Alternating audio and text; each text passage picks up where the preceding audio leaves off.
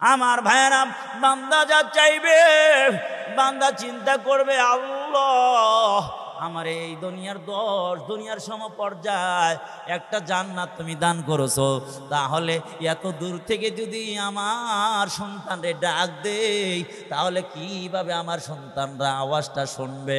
আমার ভাইয়েরা, আল্লাহ ঠিকই বলে, ও বান্দা, দুনিয়ার মোবাইলের মাধ্যমে এই জায়গা থেকে যদি তুমি আমেরিকায় মুহূর্তে 1 মিনিটের মধ্যে কথা বলতে পারো রে, আমি কি আল্লাহ তাআলা পারি না তোমার আওয়াজটা 10 দুনিয়ার সমপরিমাণ জান্নাতের এই প্রান্ত থেকে অপর প্রান্তে যেই মালিক আওয়াজ পৌঁছে দিবেন তিনি কি? আমার ভাইরা, আওয়াজ পৌঁছে দিবি, একটু আওয়াজ কম হবে না, বেশি হবে না। এই জায়গায় আওয়াজ দিলে যে আওয়াজ হবে রে বন্ধু, এই আওয়াজটা ঠিক অপর প্রান্তে 1000 মাইল ধরে, 1000 কোটি মাইল ধরে সমপর্যায়ের আওয়াজ পৌঁছায় দিবেন যিনি তিনি কি? আল্লাহ তাআলা পৌঁছায় দিবেন। বান্দা চিন্তা করবে, আমার ভাইরা কিতাবের মধ্যে আসছে, বান্দা বলবে, ইয়া রাসূলুল্লাহ, ইয়া হাবিবাল্লাহ, আমি যদি জান্নাতে যাওয়ার পরে লাঙ্গল ঠেলতে চাই তাহলে লাঙ্গলের ব্যবস্থা হইবনি? আল্লাহ রাসূল কি বলে, এই লাঙ্গল চাইলে তো লাঙ্গলের ব্যবস্থা হবে, কিন্তু লাঙ্গল কেউ চাইবে না, লাঙ্গল কেউ চাইবে না রে বন্ধু। জান্নাত এমন একটা জায়গা, মালা আইনুন রাত ওয়ালা উযুনুন সামিয়াত ওয়ালা খাতরা আলা কলবি বাশার। জান্নাত এমন একটা মনোরম সুন্দর বিল্ডিং, এমন একটা শান্তির জায়গার নাম, যেই জায়গাটা কোনোদিন মানুষ কল্পনা করতে পারে নাই, যেই জায়গাটার কোনো মানুষ দিন দেখে নাই।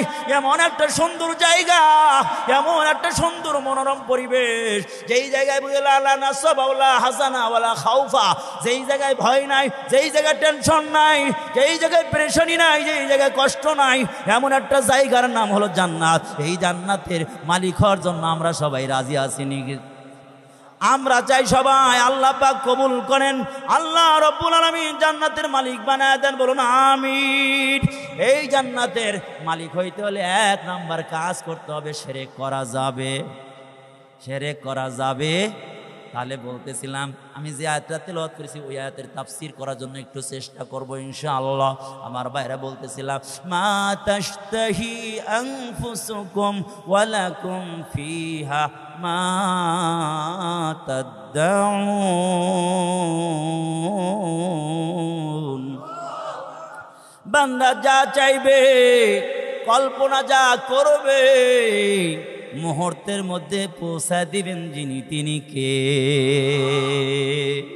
আমার ভাইরা, বান্দা চিন্তা করছে, হায় রে, এত সুন্দর পাখি ওড়ে, এমন পাখি দেখি নাই, এত সুন্দর পাখি ওড়ে, এত সুন্দর পাখি ওড়ে।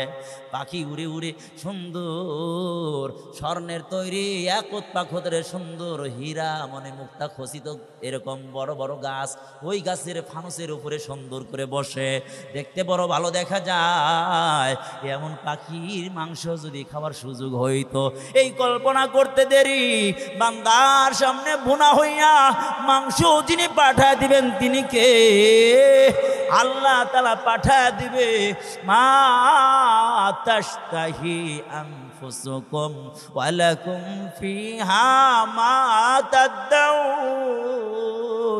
বান্দা যা চাইবে তা পৌঁছা দিবেন আমার আল্লাহ।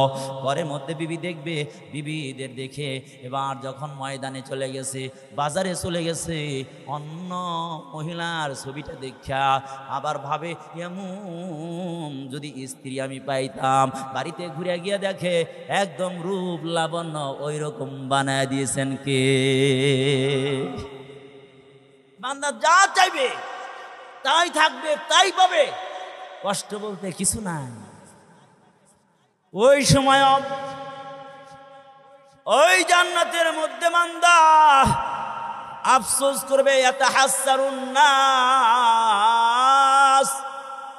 জান্নাতের মধ্যে আফসোস করে বলবে, হায় রে আমার বন্ধু, দিনের পথে টাইম দিয়ে সময়টা দিনের পথে কাটাইয়া তারা জান্নাতটা এত সুন্দর বানাইছে, আমার জান্নাত থেকে তার জান্নাতটা 1000 গুণ সুন্দর। আমার বাইরে যত সুন্দর বিল্ডিং থাক না কেন, আমার বাড়ির পাশে যদি আরেকটা আরো সুন্দর বিল্ডিং থাকে, বলেন দেখি মনে মনে চায় কিনা যে আমার বিল্ডিংটা যদি এই বাড়ির প্রতিবেশীর বিল্ডিংয়ের চেয়ে আমার বিল্ডিংটা যদি সুন্দর হইতো, বানাইতে পারতাম। আমার ভাইয়েরা, জান্নাতি ব্যক্তি জান্নাতে যাওয়ার পরে আফসোস করবে, মালিক আরে জীবনটা ক্ষয় করলাম, কত সময় পেয়েছি, কত জায়গায় চাষতলে বসে শত শত ঘন্টা টাইম নষ্ট করে দিয়েছি, শত শত ঘন্টা বন্ধুর পাল্লায় পড়ে নষ্ট করলাম, কত টাইম কত জায়গায় নষ্ট করেছি, যা সওয়াবের কারণ হবে না। ওই টাইমটা যদি আল্লাহ রাস্তায় দিতাম, কোরআনের মাহফিলে দিতাম, যদি দিনের মাহওয়ালে বসে থাকতাম, যদি দিন শোনার জন্য, দিন শিখার জন্য আমার টাইমটা কাটাইতাম, তাহলে দেখতাম আজকে আমার জান্নাতটা আরো সুন্দর হইতো, আমার জান্নাতটা সুন্দর হইতো। তাহলে কেন আমি আমার সময়টাকে অন্য কাজে নষ্ট করেছি? এই আফসোসটা তৈরি হবে জান্নাতের মধ্যে। বান্দা চোখটা যখন বন্ধ করবে তখন বান্দার আফসোস আর আফসোস বাড়বে। এই জন্য ভাই, সময় হচ্ছে অতি মূল্যবান। আমরা মাগরিবের পরে ওটা আলোচনা শুনেছি, সময়ের কসম আল্লাহ পাক করেছেন, সময় অত্যন্ত দামি, আমরা শুনেছি। আসুন তাহলে হুজুর আসার আগে কিছু কথা সরাসরি কোরআন থেকে শুনি, আমার সাথে পড়ুন। আউযু বিল্লাহ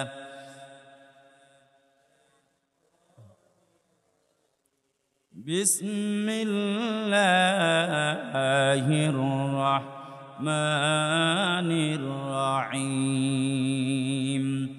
ওয়াস-সামাই যাতিল বুরুজ।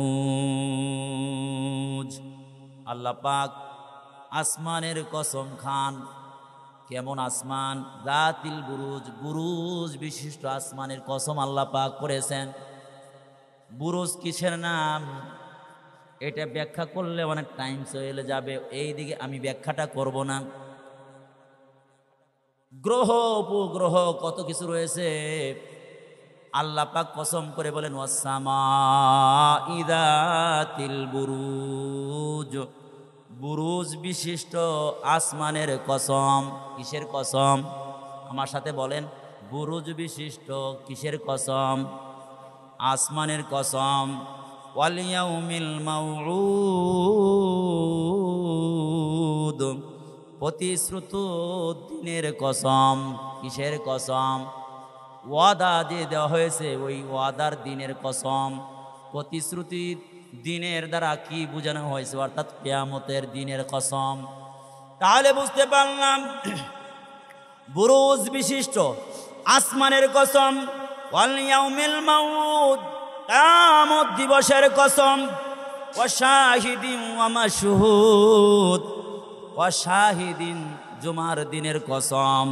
ওয়া মাশহুদ আরাফার দিনের কসম।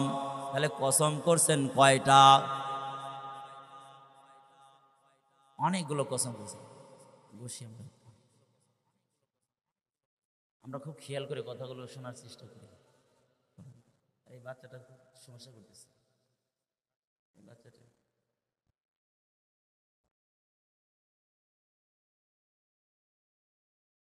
আল্লাহু আকবার বলেন। আলহামদুলিল্লাহ, সুবহানাল্লাহ, আলহামদুলিল্লাহ, ওয়ালা ইলাহা ইল্লাল্লাহু আল্লাহু আকবার। আরো জোরে আওয়াজ দিয়ে বলেন আল্লাহু আকবার। তাহলে বলতেছিলাম কি? ওয়াস-সামাই যাতিল বুরুজ, বুরুজ বিশিষ্ট আসমানের কসম। ওয়াল ইয়াউমিল মাউউদ, কিয়ামত দিবসের কসম। ওয়া শাহিদিন ওয়া মাশহুদ, ওয়া শাহিদিন মানে জুমার দিনের কসম।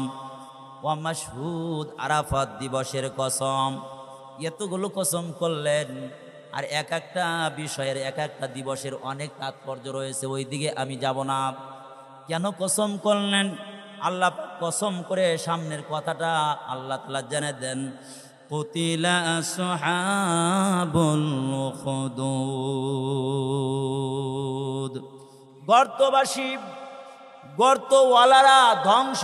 এটা শাব্দিক অর্থ জানেন, আর একটু ব্যাখ্যা করব। গর্তওয়ালারা ধ্বংস হয়ে গেছে। আন্নারি যাতিল ওয়াকুদ, যেই গর্তের মধ্যে অগ্নি ইন্ধন ভর্তি। ইদহুম আলাইহা কুউদ, যখন তারা ওই গর্তর পাশে তারা বসা ছিল। ওয়াহুম আলা মা ইয়াফআলুনা বিল মুমিনিনা শুহুদ, তখন মুমিনদের সাথে যেই আচরণ করা হইতেছিল তা তারা প্রত্যক্ষ করতেছিল, দেখতেছিল। ওয়ামা নাকামু মিনহুম ইল্লা ইউমিনু বিল্লাহিল আজিজিল হামিদ। আল্লাহ পাক বলেন এর বদলা এই জন্য নিয়েছে, এত শাস্তি তারা জুলুম অত্যাচার এই জন্য করেছে যে মহান পরাক্রমশালী মহান আল্লাহ তাআলার উপরে ঈমান এনেছে, এই জন্য তাদের সাথে এই ধরনের দৃষ্টতা আচরণ দেখানো হয়েছে।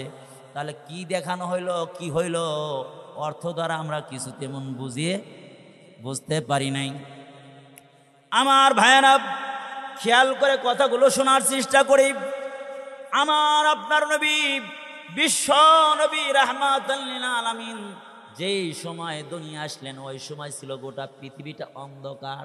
কিসের অন্ধকার দোস্ত? আলো ছিল না এইটার অন্ধকার, না না, মানবতার অভাবের অন্ধকার, ধর্ষণের অন্ধকার, ডাকাতির অন্ধকার, জেল জুলুমের অন্ধকার, মানুষ হত্যার খুন খারাপির অন্ধকার, নারীদের দর্শনের অন্ধকার, নারীদেরকে পুঁতে ফেলা, জীবন্ত পুঁতে ফেলার অন্ধকার, মানুষের জমি জমা জোর জুলুম করে নেওয়ার অন্ধকার, দুর্বলের উপরে এরকমভাবে সবলের এরকম নির্যাতনের অন্ধকার। বলে মানবতা বলতে কিছু ছিল না, রেহমি সিলাসি কিছুই ছিল না, আত্মীয়তার সুসম্পর্ক কিছুই ছিল না, মানবতা বলতে কিছুই ছিল না। এটাই হলো অন্ধকার। আল্লাহ তাআলার সাথে মানুষের সম্পর্ক ছিল না। বান্দারা আশরাফুল মাখলুকাত হইয়া নিম্ন মানের সৃষ্টিজীব, যাদেরকে আল্লাহ পাক আমাদের খাদেম হিসাবে বানাইছে, ওই খাদেমের জন্য ওই আশরাফুল মাখলুকাত সিজদা করছে। ওই আশরাফুল মাখলুকাত তাদের গোলাম হয়ে গিয়েছিল। মানুষগুলো আল্লাহকে ভুলে গিয়ে যেখানে একটু ক্ষমতার উৎস দেখছে, আগুন জ্বালায় দেয়, আগুনরে পূজা করে, পানি ডুবায় দেয়, পানিরে পূজা করে, এই পাথর শক্ত পাথরে পূজা করে, পাহাড় উঁচু পাহাড় দেখে বড় একটা পাহাড়, পাহাড়ের পূজা করে। আমার বাইরে দেখতে দেখতে এমন হয়ে গেছে, যার মধ্যে একটু ক্ষমতার উৎস দেখে, আল্লাহ তো ক্ষমতা দিয়েছেন, বলে যেখানে ক্ষমতার ইজহার হয়, প্রকাশ পায়, ওইটাকেই তারা পূজা করে। আল্লাহ পাক বলেন এই পূজক আর পূজনীয় উভয়টাই জাহান্নামে যাবে কিয়ামতের ময়দানে।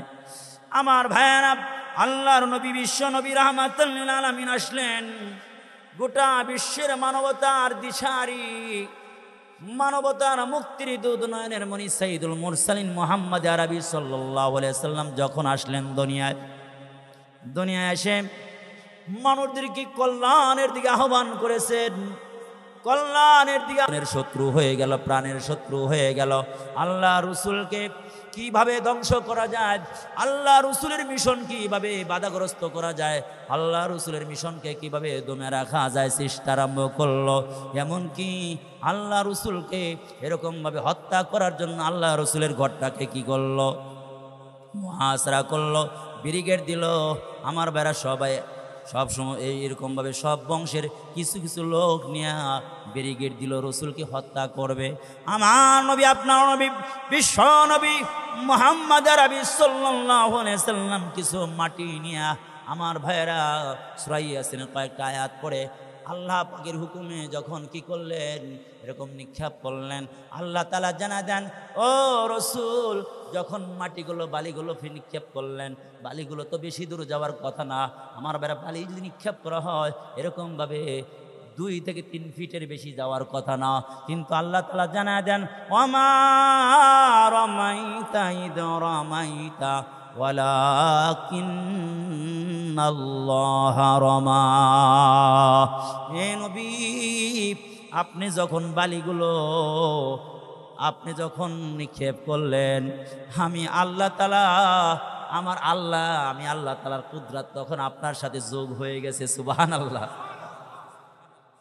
আল্লাহ তাআলা বলেন, হে নবী, আপনি জানেন না, আপনি বালি নিক্ষেপ করলেন, আপনি মনে করলেন বালি তো যাওয়ার কথা সর্বোচ্চ 3 থেকে 4 ফিট, কিন্তু বালি যখন নিক্ষেপ করলেন আমার কুদরত আপনার হাতের লগে লেগে গেছে। আমি আল্লাহ তাআলা ধরে ধরে ওই জালেমদের চোখের মধ্যে যিনি পৌঁছায় দিয়েছেন তিনি কে?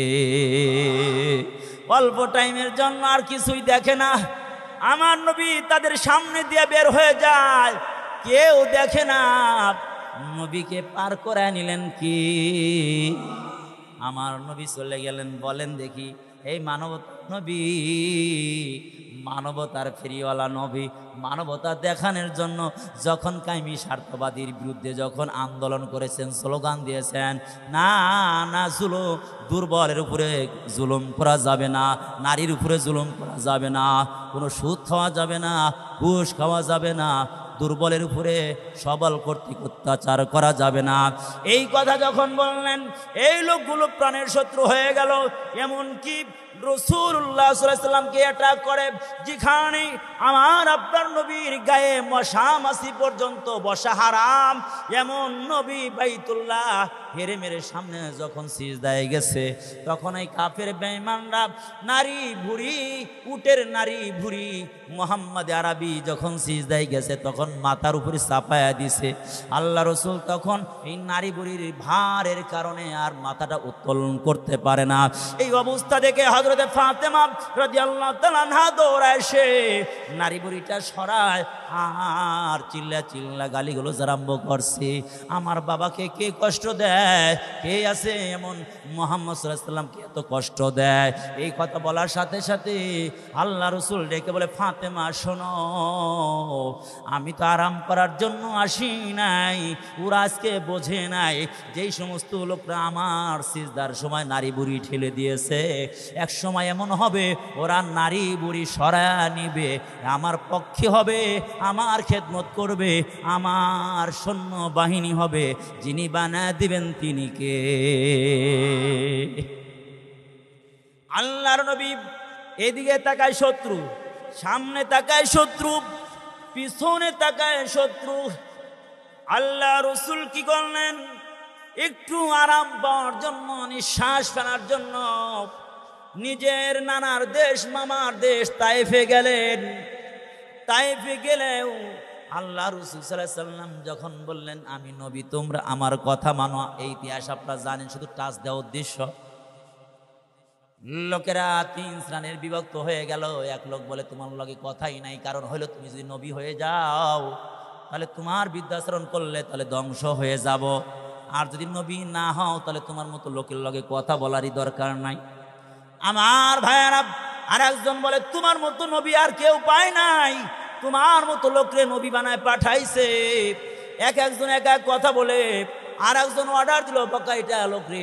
ছোট ছোট বাচ্চারা, যুবকরা কি করলো? ছোট ছোট কুচি পাথরগুলো রাসূলের গায়ে যখন নিক্ষেপ করা আরম্ভ করলো, আমার ভাইরা, এই পাথরগুলো, ধারালো পাথরগুলো রাসূলের শরীরের মধ্যে যখন লাগতে আরম্ভ করলো, ফিনকি দিয়ে রক্তগুলো বের হওয়া আরম্ভ করলো। খাদেম ডেকে বলে, ইয়া রাসূলুল্লাহ, আপনার জুতা মোবারক খুলে ফেলেন, জুতার মধ্যে রক্ত ভরে গেছে, রক্ত ভরে গেছে।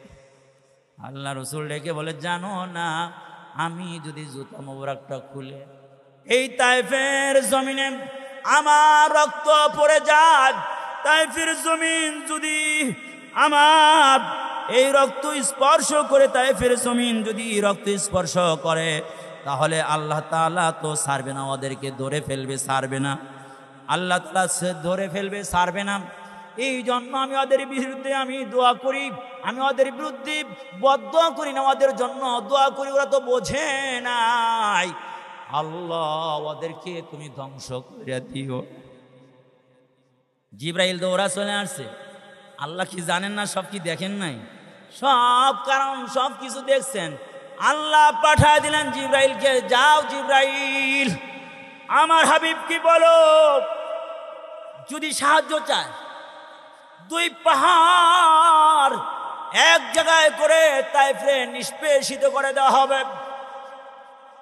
এক এক ফেরেশতা চলে আসছে, পাহাড়ের নিযুক্ত ফেরেশতা এসে ডেকে বলে, মুহাম্মদ আমাকে বলেন যারা জুলুম করেছে আমি পাহাড়ের সাথে পাহাড় লাগাইয়া ওদেরকে নিষ্পেষিত করে দেব। আমার ভাড়া দুনিয়ার ফেরেশতা আসছে, জিবরাইল আসছে, লম্বা কথা সবাই এসে যখন বলেছে, আল্লাহর নবী বলেন, না না আমি রাহমাতাল লিল আলামিন, আমি কাউরে মারার জন্য আসি নাই, আমি তো রাহমাতাল লিল আলামিন, আমি দয়ার সাগর।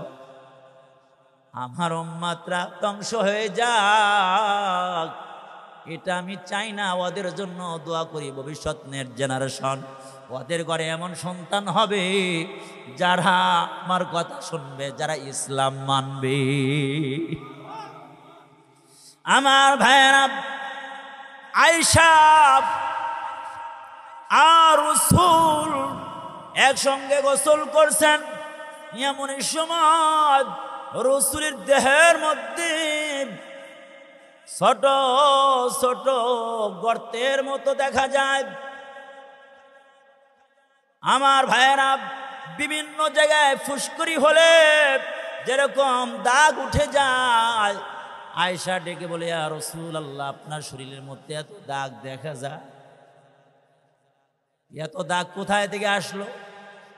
আল্লাহ নবী বলেন, ডেকে বলে, আয়েশা তুমি জানো না,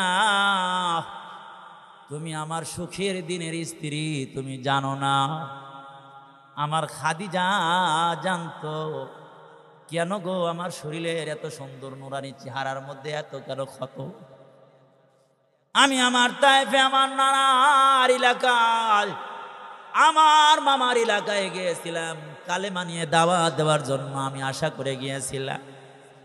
ওখানে ওরা এত মার দিয়েছে, আমার আল্লাহ প্রস্তাব দিয়েছিল ওদের ধ্বংস করে দেওয়ার জন্য। আমি তাদের বিরুদ্ধে আমি দোয়া করেছি, আমি তাদের বিরুদ্ধে বদদোয়া করিনি, বরং দোয়া করেছি। আয়েশা জানো না, ইসলাম প্রচার করতে গিয়ে অনেক জায়গায় আমি মার খেতে হয়েছে, পাথরের আঘাত সহ্য করতে। রাসূলের দান্দান মুবারক উহুদের ময়দানে শহীদ হয়েছে। যারা আমরা শুধু বলি সুবিধাবাদী জিন্দাবাদ, কেন গালি শুনবো, কেন বকা শুনবো? হ্যাঁ, ইসলামের দাওয়াত দিতে হলে অনেক সময় মানুষ বকা দিবে, হক কথা বললে বকা দিবে, অনেক সময় চওয়ার লাগাবে, অনেক সময় তোমাকে কেস দিবে, হামলা করবে, মামলা করবে। হামলা মামলার ভয় আমরা পাই না, আল্লাহকে ভয় করি, আমাকে বাঁচাবেন দুনিয়া আখিরাতে, আখিরাতে মুক্তি দিবেন, দুনিয়ায় বাঁচাবেন তিনি কে? আমার ভাইয়েরা, এই জন্য নবীর ওয়ারিস হতে হলে, নবী আর কাজ করতে হলে, দায়ীর কাজ করতে হলে আমার ভাইরা দিলটা অনেক বড় প্রশস্ত লাগবে। অনেকে অনেক কথা বলবে, অনেকেই ধমক দিবে, অনেকেই মিষ্টি কথা বলবে, অনেকেই খারাপ কথা বলবে, অনেকেই বকা দিবে, অনেকেই বিরোধিতা করবে, অনেকেই মারতে আসবে, আসে কি আসে নাই। আমরা ইতিপূর্বে বিভিন্ন জায়গায় মজমার মধ্যে, মাহফিলের মধ্যে দেখেছি, এখনও কিন্তু আছে। মজমার মধ্যে হক কথা বললে, তাফসির মাহফিলে হক কথা বললে, সুদখোরের গোষ্ঠী যদি থাকে, ঘুষখোরের গোষ্ঠী যদি থাকে, দেখবেন ওদের কলিজার মধ্যে আঘাত লেগে যায়। ওরা বিভিন্নভাবে বক্তাদের উপরে অ্যাটাক করার চেষ্টা করে। শুনে রাখো, যিনি আল্লাহ তাআলা কোরআনুল কারীম নাজিল করেছেন, ওই আল্লাহ তাআলা এই জালেমদের হাত থেকে বাঁচাবেন, কোনো ষড়যন্ত্র করে লাভ নাই। আমার ভাইরা, আল্লাহ রাসূল বিশ্ব নবী রাহমাতাল লিল আলামিন এদিকে যায় মার খায়, ওদিকে যায় মার খায়, তাইফে যায় মার খায়, যে জায়গায় যায় অ্যাটাক করে, রাসূলকে হত্যা করবে, সব জায়গায় শুধু রাসূলকে হত্যা করবে। এমনই সময় নাজিল হয়ে যায়, মক্কা নগরীতে আয়াত নাজিল হয়ে যায়, ওয়াস-সামাই যাতিল বুরুজ ওয়াল ইয়াউমিল মাউউদি ওয়া শাহিদিন ওয়া মাশহুদ। আল্লাহ রাব্বুল আলামিন অনেক আগের একটা ঘটনা নাজিল করে একটা ঘটনার দিকে ইঙ্গিত করে পূর্বের জামানার একটা ওয়াকিয়া। আমার ভাইরার নাসারা খ্রিস্টান, তখন খ্রিস্টান ধর্ম কি ছিল? সঠিক ছিল। ঈসা আলাইহিস সালামের জামানায় একটা ওয়াকিয়া আল্লাহ রাব্বুল আলামিন এই সূরার মধ্যে নাযিল করে দিন। আল্লাহ রাব্বুল আলামিন কি করলেন? আল্লাহর নবী বিশ্ব নবী রাহমাতুল্লাহ আলামিনকে সান্ত্বনা দিলেন। আপনাদের কষ্ট হইতেছে নাকি? হুজুর আসলে ছেড়ে দেব। আল্লাহু আকবার, আল্লাহু আকবার। রাসূলুল্লাহ সাল্লাল্লাহু আলাইহি ওয়াসাল্লাম সান্ত্বনা দিলেন, আপনি ভয় পায়েন না। কারণ এই কাজ যারা করছে, ইতিপূর্বে যারা করছে, যুগে যুগে জালেমরা তারা জুলুম করেছে, আর জালেমরা তারা ধ্বংস হয়েছে। সুতরাং আপনি ভয় করেন না। আপনার উপরে যারা জুলুম করে তারাও ধ্বংস হয়ে যাবে, আপনাকে কিছুই করতে পারবে না। যুগে যুগে দেখেছেন, ফিরাউন জুলুম করেছে, মুসা আলাইহিস সালাম ঠিকই রয়েছে, কিন্তু ফিরাউন কোথায় গেছে? নীল দরিয়ায় ভাসতে হয়েছে। ঠিক যুগে যুগে আমরা দেখেছি, যারা জুলুম করেছে জালেমদেরকে আল্লাহ পাক যখন ধরেছে, পালানের রাস্তা আর খুঁজে পায় নাই। ঠিক আমাদের দেশেও তাই ঘটেছে। যারা জুলুম করেছে, 15.5 বছর জুলুম করেছে, তারাও শেষ পর্যায়ে পালানের আর জায়গাও খুঁজে পায় নাই। এটা কে করেছেন? আল্লাহ করেছেন। কারণ আল্লাহ পাক জালেমদেরকে যুগে যুগে দেখা দিয়েছেন, জালেমদেরকে সুযোগ দেন, হিদায়াতের জন্য সুযোগ দেন, তওবা করার সুযোগ দেন। চূড়ান্ত পর্যায়ে যখন পৌঁছে যান, আল্লাহ পাক বলেন আখাযনাহুম বাগতা, সাথে সাথে ধরে ফেলি, আর ছোটার কোনো রাস্তা নেই, ছোটার রাস্তা নেই। এই জুলুমটা কোথায় থেকে আসলো? কিভাবে হলো? রাসূলকে কিভাবে সান্ত্বনা দিলেন? সূরা বুরুজের মধ্যে আমরা তাহলে শুনি। আমরা একটু খেয়াল করে শুনি ভাই, এদিকে খেয়াল করি। আমার ভাইয়ানা, হযরত ঈসা আলাইহিস সালামের জামানায় একজন বাদশা ছিল, অত্যন্ত জালেম বাদশা। তদানীন্তনকালে তারা কি করত? গণ করে কথা বিশ্বাস করত, জাদুবিদ্যা বিশ্বাস করত, এবং ব্যাপক প্রচলন ছিল। তারা সবসময় জাদু বিদ্যা যারা পারদর্শী এমন কিছু লোক তারা পাশে রাখতো, যাতে করে কোনো ধরনের বিপদ আপদ না আসে। ঠিক একজন জালেম বাদশা, তার এক অধীনস্থ জাদুকর ছিল। তার যখন বয়স বৃদ্ধ হয়ে গেল, মৃত্যুর সময় ঘনিয়ে আসছে, তখন বাদশাকে বলতেছে, জাদুকরে ডেকে বলতেছে, বাদশা নামদার, আমার বয়স তো অনেক হয়ে গেছে, আমি কখন মারা যাই, এই জন্য আপনার এমপি মন্ত্রী যারা আছে, সাংসদ আছে, তাদের একটা ভালো বিচক্ষণ একটা ছেলে দেন, তাকে আমি A to Z সব জাদুবিদ্যা, গণকবিদ্যা এগুলো সব শিক্ষা দেই, এটা আপনার কাজে লাগবে। পরের দিন সংসদে গিয়া উপদেষ্টা মণ্ডলী, মন্ত্রী, এমপি সবাই নিয়ে বললেন যে আমাদের জাদুকর যিনি গণক, সে তো বয়োবৃদ্ধ হয়ে গেছে, কখন মারা যায়, তোমাদের কার সন্তান আছে, একটা সন্তান দাও, তাকে শিক্ষা দেওয়ার জন্য প্রত্যেক দিন এই গণকের কাছে যাবে। একজন উপদেষ্টা, তাফসীর কিতাবের মধ্যে আছে, একজন উপদেষ্টা ছিল, তার সন্তান ছিল খুব বিচক্ষণ। এই সন্তানটাকে লাগিয়ে দেওয়া হলো, তার বাড়িতে প্রত্যেক দিন যায়। কার বাড়িতে? গণকের বাড়িতে প্রত্যেক দিন যায়। কিসের জন্য যায়? জাদুবিদ্যা শিক্ষা করার জন্য। জাদুবিদ্যা শিক্ষা করা তো জায়েজ আছে নাকি বলেন? জাদুবিদ্যা শিক্ষা করা হারাম, জাদুবিদ্যা শিক্ষা করা হারাম, এবং জাদু মন্ত্রের মাধ্যমে যারা তাবিজ কবজ করে এটা গ্রহণ করাও হারাম, দেওয়াও হারাম। আমার ভাইরা, এই ছেলেটা প্রত্যেক দিন যায় জাদুবিদ্যা শিক্ষা করার জন্য। ঠিক তার উস্তাদের বাড়ির যাইতে মাঝপথে একজন রাহেব আছে, খ্রিস্টানদের যারা আলেম হয় তাদেরকে বলা রাহেব, একজন খ্রিস্ট আলেম যাদেরকে বলা হয় পাদ্রী। এই পাদ্রীর বাসা হচ্ছে এই জাদুকরের বাসার আগে। এখন যতবার ওই বাড়িতে যায় জাদুবিদ্যা শিক্ষা করার জন্য, ততবারই দেখে গির্জার মধ্যে কি যেন পড়ায়। তখন তো ইঞ্জিল কিতাব এটা সঠিক ছিল, ইঞ্জিল কিতাব তখন সঠিকের উপর ছিল, ধর্মও সঠিক ছিল, পরবর্তী না রহিত হয়ে গেছে।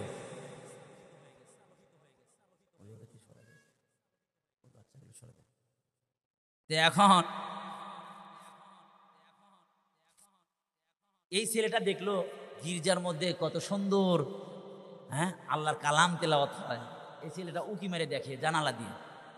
তখন পাদ্রী ডাকলেন, এই বাবু এদিকে আসো। ভিতরে গেছে, তুমি পড়বা? হ্যাঁ। এবার তাকে কিতাব পড়া আরম্ভ করলো, তাকে দ্বীনের ধিক্ষা দেওয়া আরম্ভ করলো, ইসলামী শিক্ষা তাকে দেওয়া আরম্ভ করলো। ইসলামী শিক্ষা পেয়ে ছেলেটার অন্তরের মধ্যে আলোকিত হয়ে গেছে, আল্লাহর সাথে সম্পর্ক হয়ে গেছে। এখন খালি ভালো লাগে। এখন ওই জাদুবিদ্যাও শেখে, পাশাপাশি গোপনে এখন কি শেখে? ইসলামও শেখে। আমার ভাইরা এদিকে খেয়াল করেন, ইসলামও শেখে। ঠিক হঠাৎ করে একদিন রাস্তার মধ্যে দেখলেন একটা বাঘ। বাঘ তো দেখলে মানুষ দাঁড়াইবে না, কি বলেন? দাঁড়াইব না বাঘব? দেখে রাস্তায় অ্যাটাক কইরা একবার বড় রাস্তার মাঝখানে একটা বাঘ দাঁড়ানো আছে।